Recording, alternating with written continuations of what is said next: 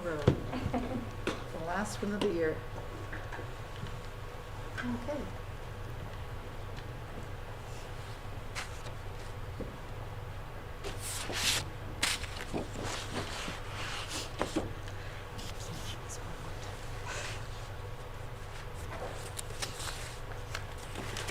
Okay, I'd like to call the December 8th, 2020 regular school board meeting to order at 6 p.m. If we could stand for the Pledge of Allegiance, please.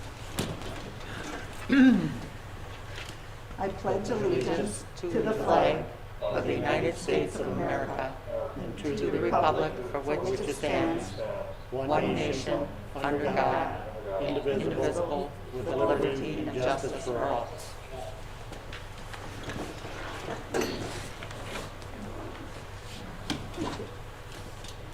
Colleen, could you take roll call, please? Haveman. Huseby. Here. Johnson. Here. Long. Here. Budai. Here. Schmidt. Here. Baloo. Here. Zimmerman. Here. Kissinger Vogel. Here. We have a quorum, everyone's present. Welcome again. Looking for a motion to adopt the agenda as presented? I so move. Baloo. I second it, Rudai. Motion's been made and seconded to adopt the agenda as presented.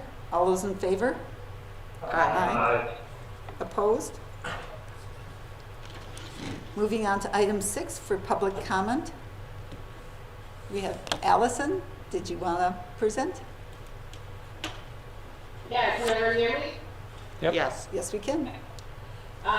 So for the TE, well, I guess introduce myself. I'm Allison Chance, the TEA president, and for our new member spotlights this month, we wanted to spotlight the work that Michelle Toit has done with the Tomahawk Virtual Schools, running their elementary program. It's been a really big challenge for her this year, a very new challenge, but we just wanted to give her props for all of the work that she's put in there, all the time and effort she's put into connecting with our virtual students in the elementary. And then I also wanted to highlight Allison Solom, John Larson, and Shirley Derla, because as you know, Taher has been doing lunches where they send home 3 days worth of lunches for our middle school and high school students. And those 3 staff members have been working with Taher to make sure that all the students, as they get out the door, have a bag of food in their hands. So that's been really great for those staff members to interface with the students in another place, in another situation. So those are my highlights. Thank you, Allison. Is there any other public comment out there?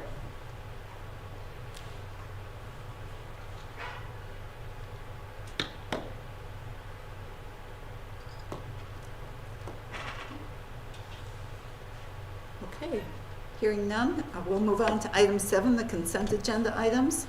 We'll need a motion to approve the minutes as presented from November 24th, also the invoices, and then the contractual adjustments with the resignations, the above pay, and the volunteers, and the donation. Huseby, so move. Zimmerman, second. Motion's been made and seconded. All those in favor? Aye. Aye. Opposed?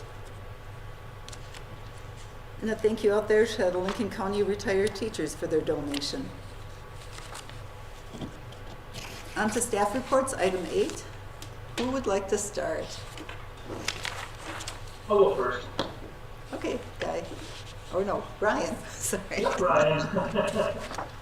So there's many things in the report to highlight, but I just wanted to draw some attention to a couple of the, whenever we have students that are advancing on to higher level competitions and things, I like to highlight them. So I just want to congratulate the girls swim team, and especially Carly Woodall, who advanced on to state diving championship for her 3rd year. So Did a great job, the whole team, and really congratulations to Carly. The one I play, obviously, we've been kind of giving updates on that the last few weeks or last month or so. And I want to congratulate them on advancing to the state level competition. And later this week, I believe it's Thursday evening, they'll find out results of their performance and give some critiques and reviews by the judge. So, good luck to them in waiting on hearing the results. The other thing I just wanted to give a quick update on was something we spent more time on back in the summer months, but now that we've had a couple run-throughs, was our slight modification in grade reporting, where we switched away from having quarters to having basically one semester cumulative grade, and then within that we were having our 6-week progress grades that don't actually calculate in the mathematics of the grade, they're just for purposes of giving students and parents feedback on their most recent learning, as well as using them to things like co-curricular eligibility and student privileges like open campus. So, there was a lot of communication that went out about this regarding the changes and the reasoning for and the positives. Up to this point, there's been a lot of really good feedback that we're hearing from people. Obviously, there's always filling in some missing pieces for some of the students as things change over, but overall it's been very smooth. We're really liking the opportunity to, especially for those benefits for students but privileges, is that by being checked on more regularly, it helps to motivate those that are motivated by these types of things. And if for some reason they get themselves into a bind academically, it's not such a deep hole that they just feel like it's forever before I can earn some of those privileges back. So that's been a good motivator for those kids to be doing those types of things. But overall, the communication's been really good, and it fits really well with our grading philosophies and strategies all about students, and really not having the calendar drive the learning, but the learning is what's driving the calendar. And so students are taking advantage of reassessment. The last several years we've been putting those things in place, that this year the high school took the next step in our reassessment test. So this just fits really nicely with that overall philosophy of where we're wanting to go with students and how they look at their academic progress reports and giving feedback as they're learning and also the reporting. So just wanted to take a moment to comment and update on that. And then Stacy, did you want to highlight the students of the month? Yeah, when Ryan had to have his board report due, we didn't have our selection process done yet, but we actually completed that last week. So we announced our students of the month for November during Monday and Tuesday this week. So we have Ian Tabbert and Hallie Durlett for freshmen, Drew Albert and Marie Weisnicker for sophomores, Keegan Swan and Dulcie Smith, juniors, and Hunter Van Ryan and Molly Mott were the seniors. So normally we get those on the board report, but just because of how the holiday fell, we didn't have a chance to do that before break. So those are our students of the month for November. Thank you. Anybody have any questions of Ryan or Stacy? This is Bonnie Bruda. I just have a question. I saw that the BEST training was on the 13th, and I'm wondering, did you get any feedback or reaction from the teachers after the training? I can't comment, but Wendy, is that something that you wanted to speak to, or Teresa? Not much feedback. I didn't get a whole lot of feedback. It's new.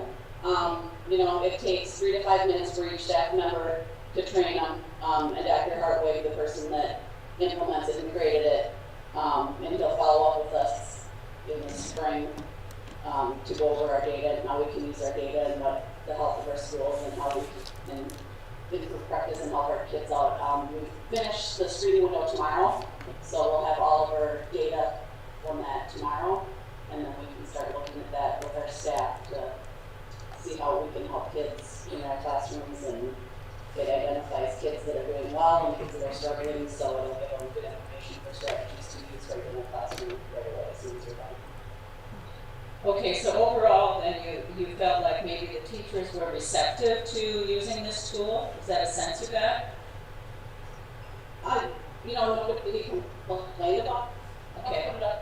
other than that I think everybody's stressed out right now with extra things to do. Absolutely. But I think it'll be nice to sit down with buildings and look at that data and identify kids that they can help out with in their classrooms. And I think the teachers I talked to were excited about the ability that this can carry on for years because we have it in one building model, so that data next year will roll over, and then they can look at see if what we're doing is working for individual kids that are struggling. Yeah, I think it's an exciting initiative too, so I'm looking forward to hearing more as we go along. Thank you. Yeah. And you can always take like a test drive if you want to do it. I can send you a link where you can get and it shows you what you're interested in that. I can show you how to do that. So I would look forward to it. Yeah, imaginary kid that you think, you know. yeah, I would enjoy looking at it. Thank you. Thank you. Next. There goes Wendell. Thank you, Noel. Okay. I did have the best screener at the top of my board report, and I just wanted to, recognize staff a little bit for the efforts that they put in.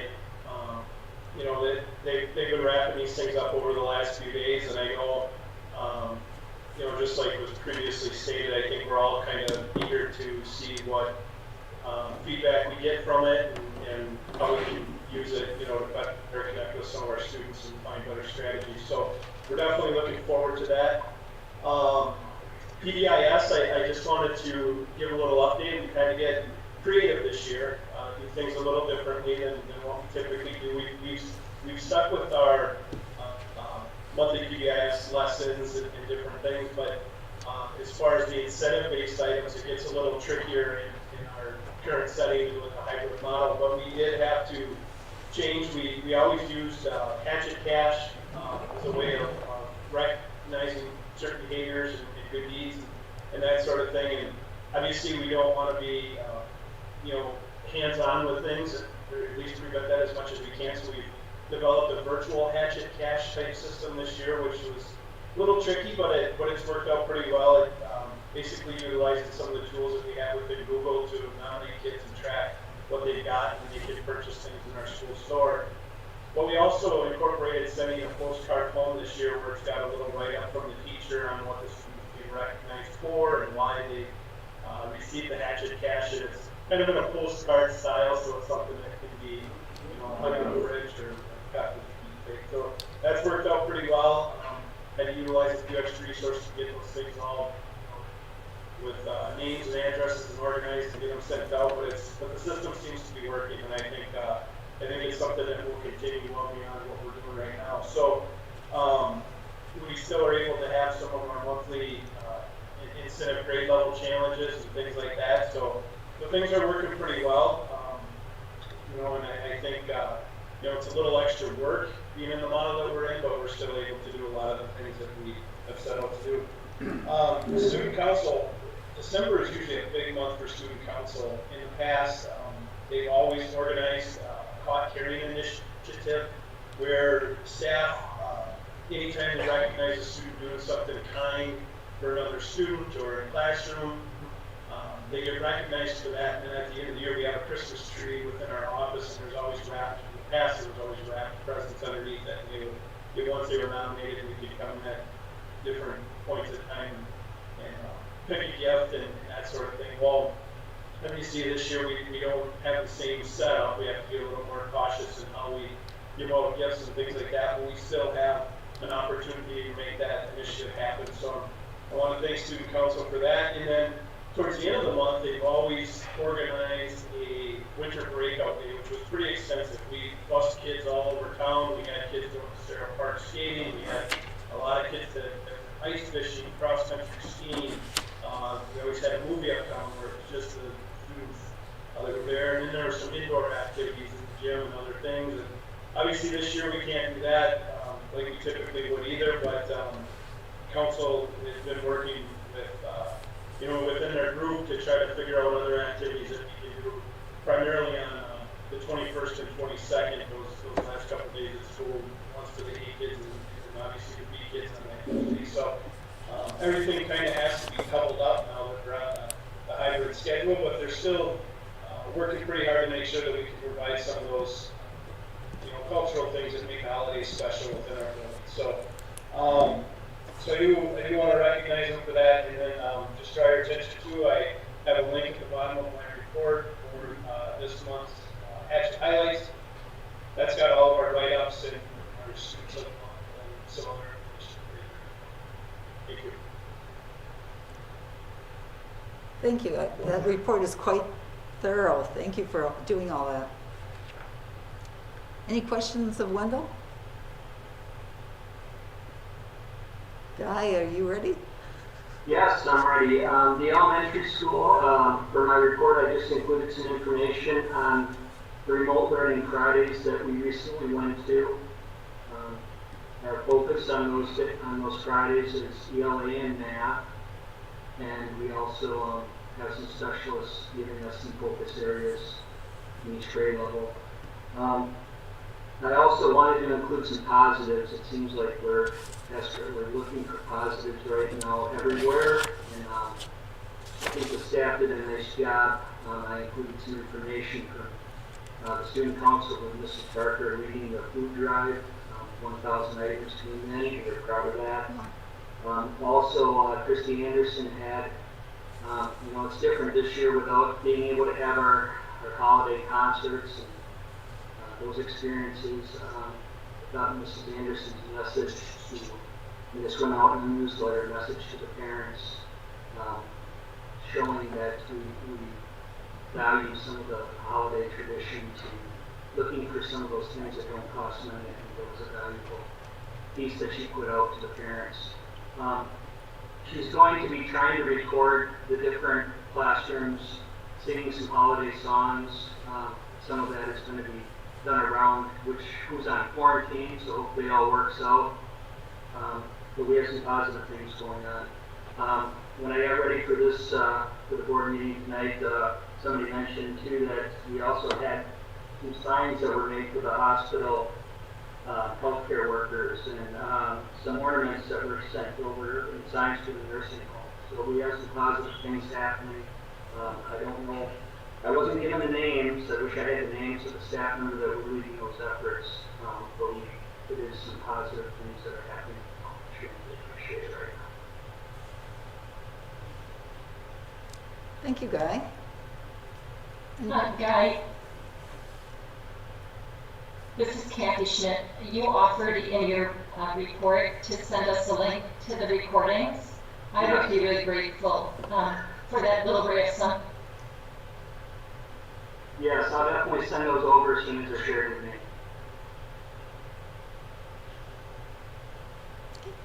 Any other questions of Guy? This is Bonnie Brunei. I just think it's great that you're sending positives to the healthcare workers, because we know that they're just overwhelmed, and I know you educators are too. Don't get me wrong, but it's just kind of feels good to hear these positives. So I thank you.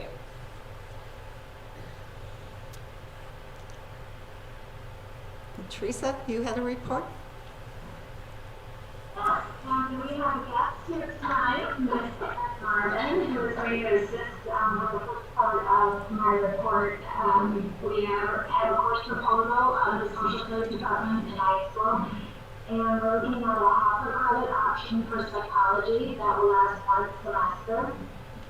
We're looking at the course to be dual credit along with Nicolay. And at Nicolay, the course is actually called Developmental Psychology. The text that is used is Understanding Human Development, so hence you kind of see a hybrid there as a proposed title, but when Erin actually, if it gets approved, when Erin puts it in the course handbook, that's the official title, that will go into Skyward, and we report it out on transcripts. That's in its Developmental Psychology, but Erin will speak to that.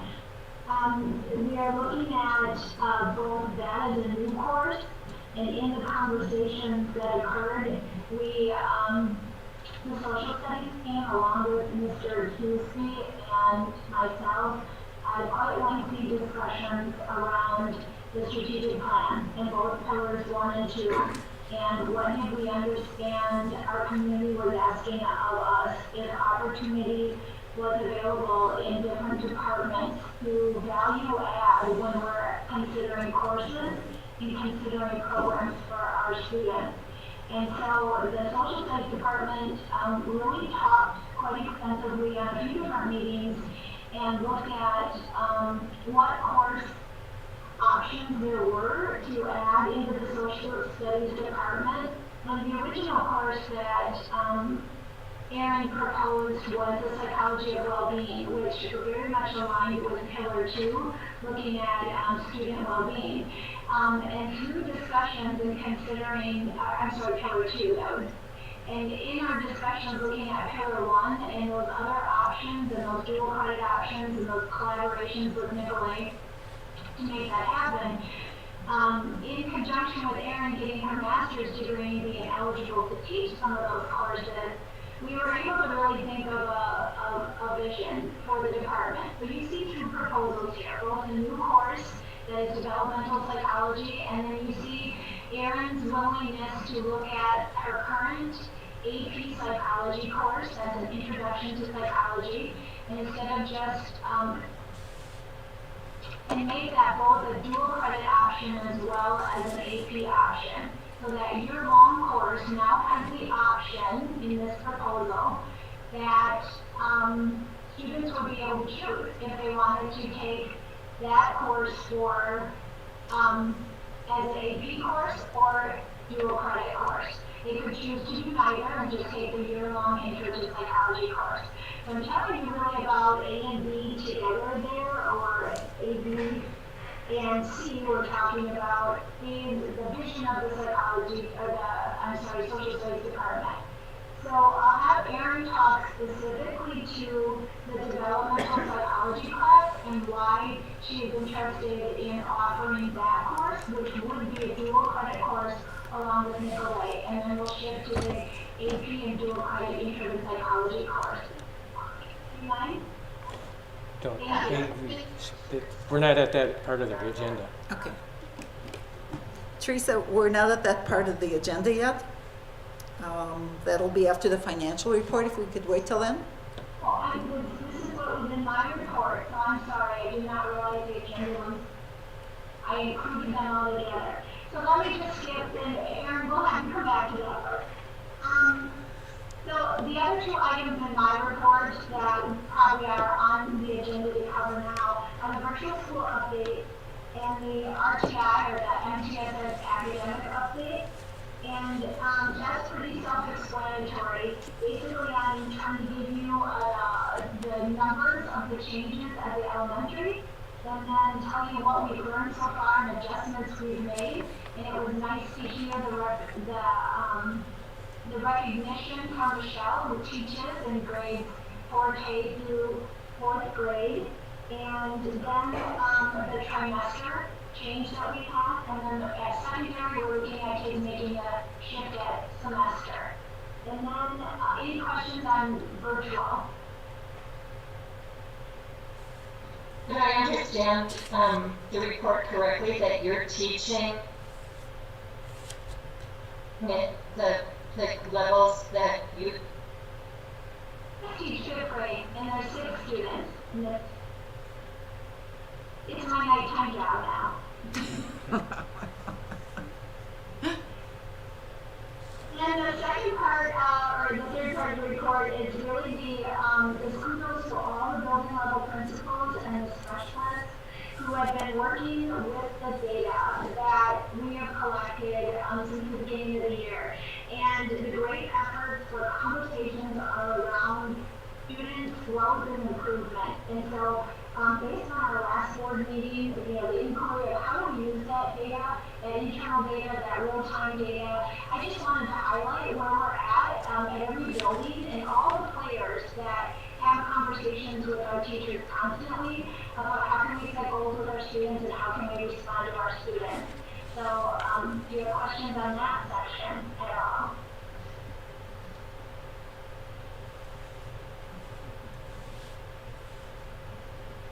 Okay, then I'll wait for the first part of my report till we're ready to do that on the agenda. I apologize.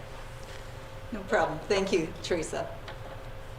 Wendy, did you have anything to add besides the best? No, just, I mean, that was really what I was going to touch on, and then just that Don Huseby and I both attended the Building the Heart of Successful Schools conference at the end of last week to learn about some more strategies to support staff and students and families, not only in a normal year, but face the challenges that people are going through right now. So there's a lot of good information that we have to bring back to the buildings and the PBIS and crime-sensitive teams to help get some more information out and helping all those groups. Okay, thank you. Terry? I just have one little thing, and that, again, that some of you that are here received the audit report. Those are being provided to you tonight. And those that are out virtually, if you could stop in at the office anytime, Colleen has them at her desk, and she can just pick them up there and read through them. And really everything, you'll see it's pretty much the same recommendations about the segregation of duties, which is in small districts. You have those issues with that, but that's really the most notable item for you to see. But all in all, a good audit. And if you have questions at any point, surely give Sandy or I a call, and we'll help you out.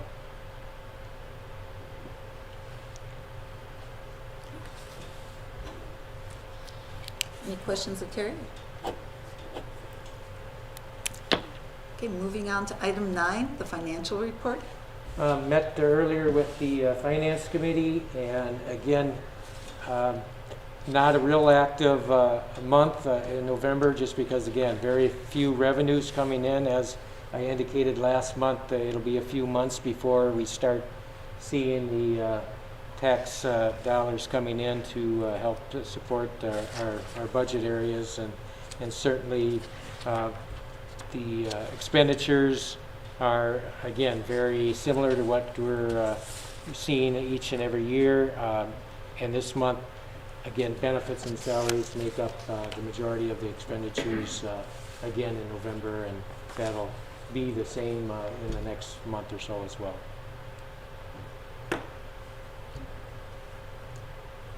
Any questions of Terry on the financial report?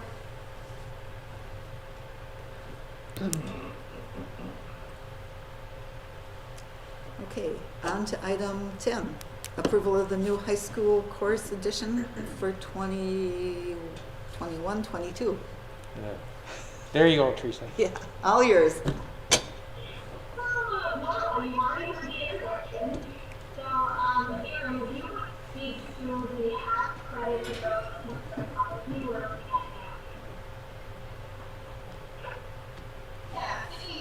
Hi everybody. So, like Jason said, this would be a semester-long course, and this course would actually replace our current just intro to psych course that is a semester-long. So right now I teach a semester-long intro to psych, very survey type course, and then I teach a year-long AP psychology. So the developmental course that I'm proposing would replace the semester-long intro to psych course. And it would be, of course, developmental psychology. So, that's really digging into developmental theory and how, we develop from womb to tomb, so throughout our whole life. And that development is really kind of an interaction of, biology, cognitive processes, psychosocial influences, and, it's a lot of theory and just kind of discussion about that development over the lifespan. Like Teresa said, it would be a dual credit course, so I should finish my master's in psychology hopefully early this spring, and have been approved through Nicolay to teach this course for them. So the course would follow, the course competencies that they've given me, and follow pretty close to their syllabus, and we would get their textbook and things like that. But I really think it would be a great opportunity for students, obviously, to gain credit, but this is a really applicable course. So a lot of human service jobs, anything in education, childcare, social services, healthcare, a lot of these types of careers require developmental psychology course. So I think it would really benefit a lot of students that we have interested in those fields.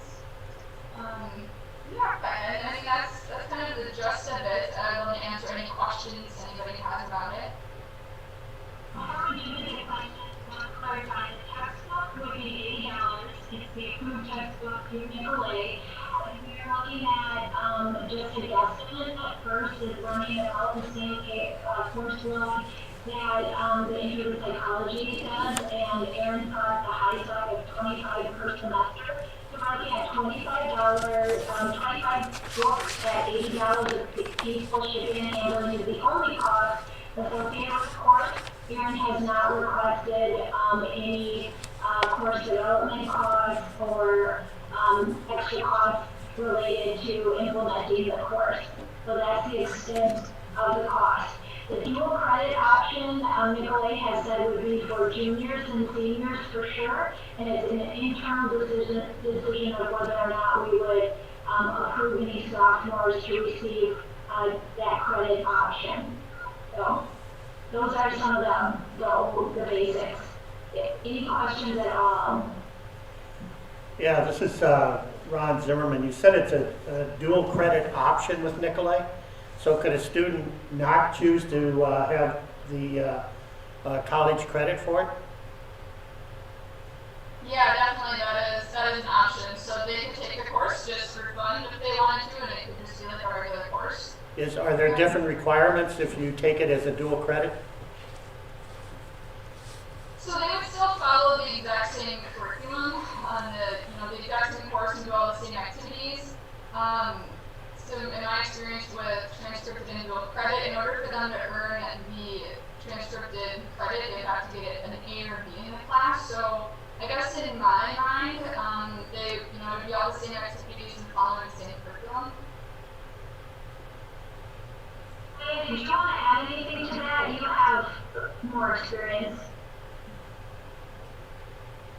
No, I think Aaron, covered the question quite well. I mean, it's whenever you're working with a dual credit course, whether it's something that's in the core subject area or in the technical areas, you always want to be conscious of a successful environment for the student that's involved. So, when you're looking at whether or not they would be choosing to basically take the course for dual credit, we follow along with the institutions, in this case Nicolay's, timelines, requirements for if they want to drop that part of the course and just be working on a high school credit to continue to follow all their guidelines. And that's where a lot of instructors will definitely be very mindful of those timelines. So if there's a student that's borderline, a place that might not be successful when it comes to having a grade on a college transcript, still have that confidence to the parents to see if they want to make a decision about that, continue with the dual credit option. So that's all part of any dual credit course that we offer.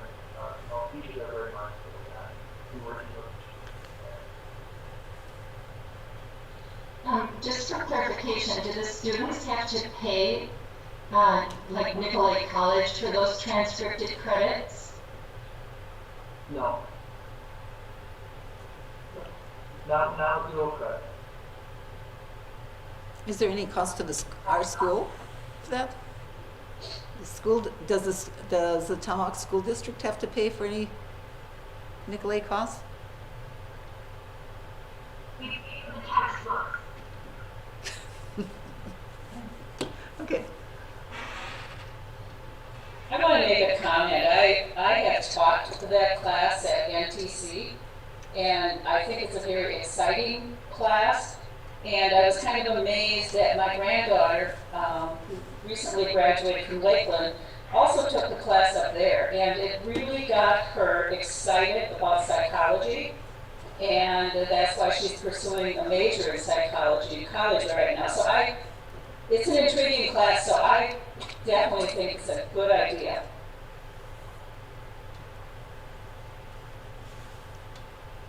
Any other questions from the board?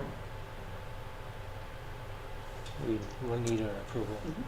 So I'm looking for a motion to approve the recommendation for the course additions for the 2021-22 year. So I make a motion. Johnson, Bonnie, I second it. motion's been made and seconded. All those in favor? Aye. Aye. Opposed? Great. Go for it, Aaron. I appreciate it. I'm excited. That is a new course that doesn't require action. We just want to give you the opportunity to ask questions. The semester-long Intro to Psychology course will now we'll have a year-long course that's both offering for AP as well as dual credit. So students who used to take a semester intro to psychology now, if they just want to enter psychology, they have that option to join that year-long class. If they want a semester option, then just pull that semester option that they have available, which isn't intro psychology, but it's that developmental psychology. So we want you to be clear that, it's the time option as well as the opportunity to acquire that value-added experience. So if you have questions on that part of it, we'll take those now as well.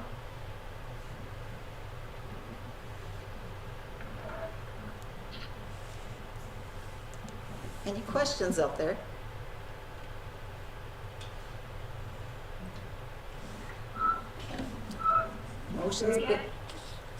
Thank you. Motion's been made and passed. Go for it. On to item 11, approval of the policy updates, policy 3340 and 4340. Yes, received information from school attorneys this past week, and basically they sent a memo indicating to double check our grievance policies and this and that, and I did, I checked ours, and it indicated that we had already in our updated policies, and not for sure, but it was 3340 was in there, and then the older 4340. But what we need to do is make those the same and have both of them updated and into our regular policies. So, I'm recommending that we do update those 3340 and 4340 as recommended by the policy attorneys. It basically just streamlines everything a little bit more. It provides a little more information regarding the process of choosing a independent hearing officer, and the expectations of those that file a grievance, what their responsibilities are as well. So just clears up a few things a little bit more. I just wanted to make a note, though, 4340 that's attached to our agenda is the old policy. It isn't revised. Yes, right. So just so people aren't confused. 3340 and 4340 will have the exact same. It'll be the same policy. It's just different numbers. It's one's for the professional staff, the other's for the associate staff. Mm-hmm.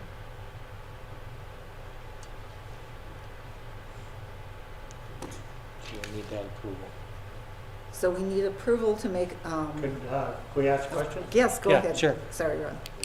Terry, what is, I don't know if the definition I'm looking for or whatever, but working days, is that the general definition, or is that applied to staff?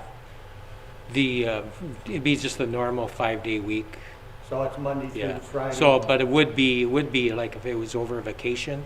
So for example, like Christmas vacation, working days, this year, our staff works Monday and Tuesday, and then they're off that rest of that week. Right. Monday and Tuesday, that would be working days. The other 3 days wouldn't be. Okay, so it applies to the working Yeah, working the actual staff. working days. So if there was a potential grievance 2 days before school was out, that grievance could be filed in the fall?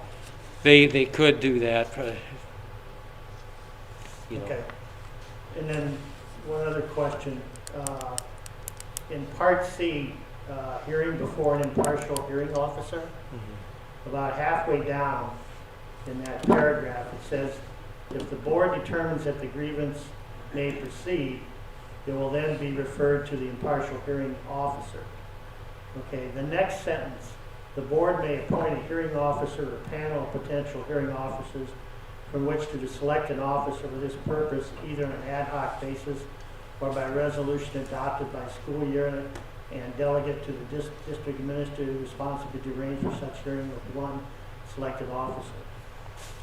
I'm a little slow. Can you tell me what that means? It just I have means no that the hearing officer, the board has an option. We can a lot of districts will just have, they have an attorney, they hire an attorney to do those hearings, Yeah. so you would have one person. Other districts have a list of people that can do it, because sometimes, you know, one attorney might be busy or something like that, so they create a list. And so you have an option of whether to just have appoint one, normal attorney, or you have a list that you can kind of pick and choose from. And what do we have presently? Right now, we don't we would use our school attorney, we would contact somebody there. Okay, so the school attorney would be the impartial hearing officer? That's what we normally do, but Okay. Okay. Okay, and if it was a panel, where would we select the panel from? well, that's I would create a list and then have you provide that opportunity to have that list. Okay, okay, thank you. Any other questions from the board regarding the grievance? I do. Is it up to the grievant to decide whether or not they're going to be the impartial hearing officer, is that attorney, or is? No, that's entirely the board. Yeah. Thank you. You know, I will say that in my 30 years, I've only had maybe a couple of grievances, but, you know, it's good to have the process intact before you.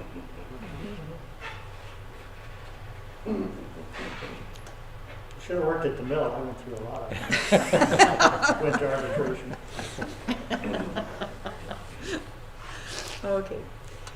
Anybody else with questions or concerns about the policies?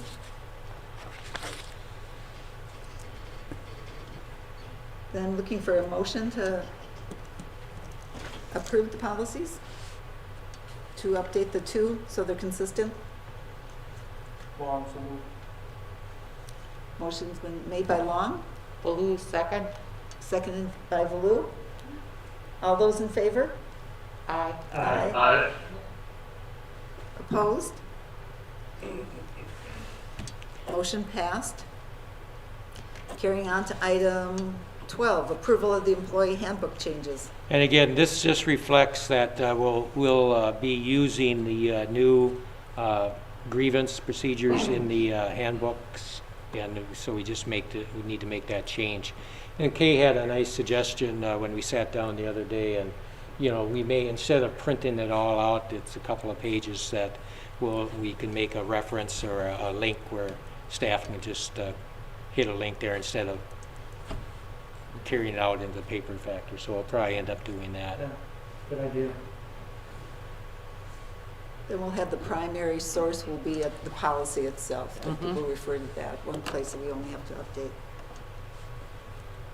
So we'll make that change in the handbook, if it's approved tonight. We don't need a Would you like motion. to do any other policies like that too, Terry? Within the handbook itself? Yeah. Yeah. Put a link to them, Yeah. maybe? Yeah. Okay. Okay, I'm looking for a motion to approve the employee handbook update to align with the grievance procedure as discussed. I so move, Zimmerman. Long, second. Motion's been made and seconded. All those in favor? Aye. Opposed? Motion passed. Item 13. Why'd you put that for 13? Approval of the operation of referendum. I'm not superstitious. It just scared me. At least it's not Friday. Yes. Okay. We need to, have some discussions of exactly, how we want to proceed with that, with the April 6th, 2021 operational referendum, and if you really want to continue the process of getting that accomplished. So I guess, we need to resolve, do we want to go again in April 6, 2021? If so, that means I need to work with the attorneys this next month and go and work out the ballot question and the resolution, the resolution for you to consider at the January meeting. And in order to do that, we'll need to kind of have a discussion about, you know, what you want on there, and really it's the dollar amount. You know, I don't know, you know, I have not heard personally that 3.5 million wasn't the issue. I didn't have a lot of feedback, and I know in our past discussions, none of us had a lot of feedback, maybe some misinformation and more information needed. But certainly, I don't know if that's something you want to consider or not. I did, Sandy and I have been working on the budget forecast model, and I'll try to put that up here on the screen, which might help you a little bit. And hopefully I can improve this screen here.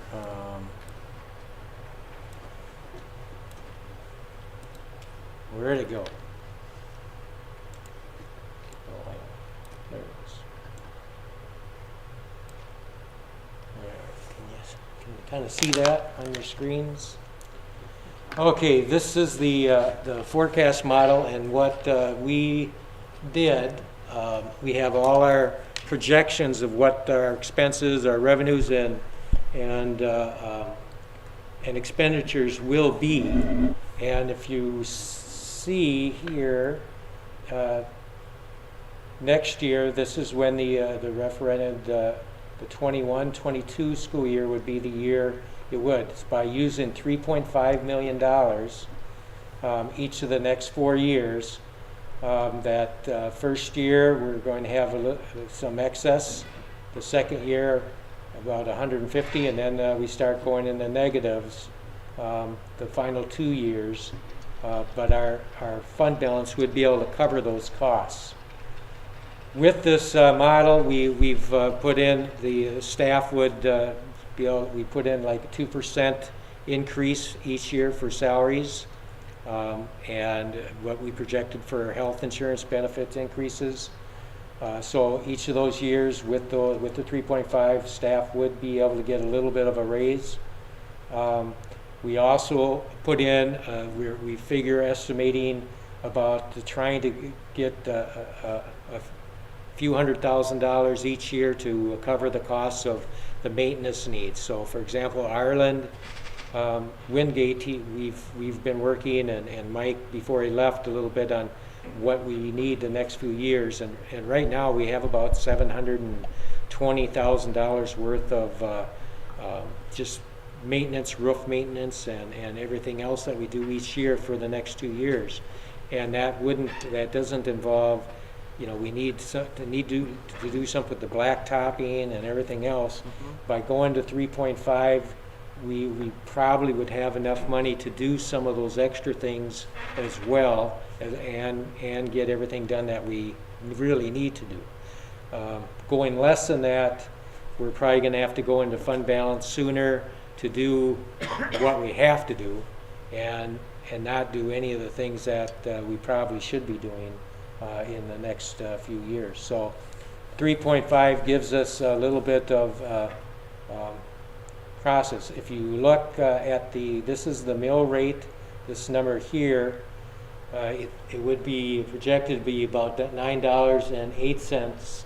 Our current year is $9 for this year, and that's lower than what it was prior years, $9.31. So we would see with a 3.5 about an 8 cents difference per 100,000. And so it's not a substantial amount, and it's less than what we were projecting this current referendum with the new numbers. So that's with the 3.5 million. If we didn't want to go the full, I can move this over a little bit so I can get my slider. If you didn't want to go 3.5, I'll give you the 3.25. Yeah, here we go. 3.25 instead of the 3.5. Basically, The difference in this whole thing is that, number one, we wouldn't have $250,000 for to help with those extra maintenance things. And in that first year, we put in a 0% increase.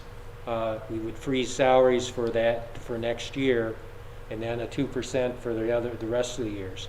And so that would be that's really the only difference. But it's a big difference in the maintenance, I think. Which year is it frozen, Terry? First year, 21, 22 would be the first year that we freeze the salaries. Well, isn't that showing 2%? That isn't the salary portion. Oh, okay. And then, so that would end up being the mill rate would be about 8.93, so it would be lower than this current year. So we'd see a deduction with that increase. So there is there is that. If you went down to 3 million, which would, again, you can see we're losing, we don't have much of a end thing, and that just, again, a 3 million, you'd be looking at $8.77, so it'd be even more of a drop in the mill rate. But again, you would be in the negative for 3 years instead of 2 years. And you wouldn't have a lot of ability to do much of the maintenance at all, if all the maintenance that we wanted to do or needed to do. Probably get the roofs done, and that'd be about it. So, I mean, that's really the question. I mean, if you think, I mean, my recommendation, I mean, if we think the community, if the 3.5, if you think we can do the most, I think the 3.5 is going to give us more options for our facility and our facility needs, and also for staffing. I mean, anytime when you start freezing salaries and things like that, you get a little bit behind in the salary schedules as well. So you got to kind of watch that. Mm-hmm. So, I mean, if we can do it, I would recommend the 3.5 by sure. I probably wouldn't go any lower than 3.25 if you feel we need to drop something. I guess my thought process would be that we keep it at 3.5. I think it's one of the things I look at or think about is, okay, it lost by 50 some odd votes, which isn't very many. And I remember Dave made a comment at one of the meetings that some people voted no because of didn't understand. And if we can maybe do a one-page information to everybody so that they get it. Everybody at least has the option of getting it at some point. But I think like I said, I think I would look to keep it at 3.5 just because it's only 50 votes. Mm-hmm. And it's what we need. Yeah, when you do the percentage, it was like a 0.08% that we lost by. I agree. I think 3.5 to keep the building in shape and that type of thing, all around, is important. And hopefully we'll have support from the TEA with them. Yeah, I did meet with the TEA today, and we meet when we can, and that was one thing that we discussed, and Allison Shans and Paula Norman, they indicated that they were going to try to get the staff involved. They're creating some signs and things like that, and they can do a lot more things that we can't as a district. But so certainly I think they understand.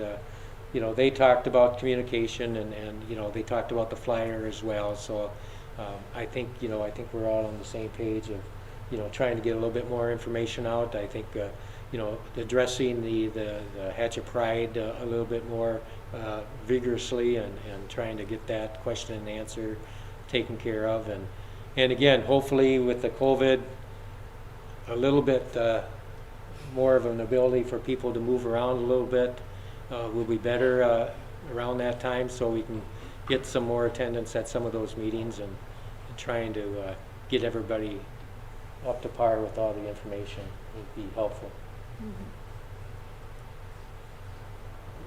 Mrs. Rude, I would agree. I think that we should stay at 3.5, and I think the flyer idea is excellent. To get out information and to correct some misinformation that some of, like Dave was mentioning, I think earlier, that there was some misinformation. I think getting out the accurate information will probably dissolve that issue.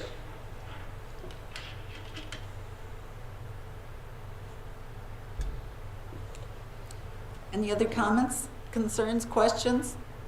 Just want to mention, I'm in favor of what Ron mentioned, just keep it at 3.5. Just need to educate better. Okay, I think, I mean, unless, I mean, that's my direction. What I'm hearing is that I will work the rest of this month with our school attorneys to get that resolution ready for you again, and with the 3.5 million amount, and have it ready for your approval the January 12th, I think it is. Okay. Okay. Can I ask a clarification question either for Sandy or Terry? Go ahead. The number $8.77, that's the mill rate at 3 million. It looks to me, if I'm understanding that right, that's the difference of 23 cents on a $100,000 home? Or am I reading that wrong? Yes. Okay, so I think, because when you look at it like that, the difference of 23 cents on a $100,000 home, if folks in Tomahawk understood that we talked about, you know, should we lower that amount from 3.5 to 3, because is that why we lost the referendum? Should we look at going lower? If they understand it's the difference of 23 cents, I think we will look fiscally very responsible, saying we could do so much more if you'll allow us the 3.5. The 23 cents is per thousand, not per 100,000, so it would actually be $23. Yeah, I'm sorry, yeah. Thank you, Sandy. That makes sense. But still, $23. Okay.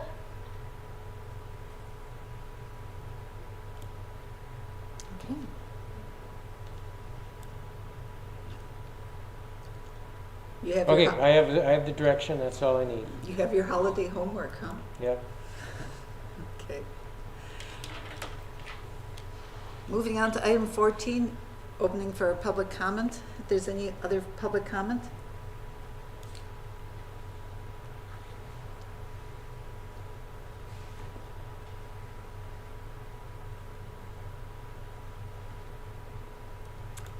Okay. Item 15, any board referrals? Besides a happy holidays to all, and stay healthy and safe. Okay, we'll adjourn the meeting. Thank you. Thank you, everyone.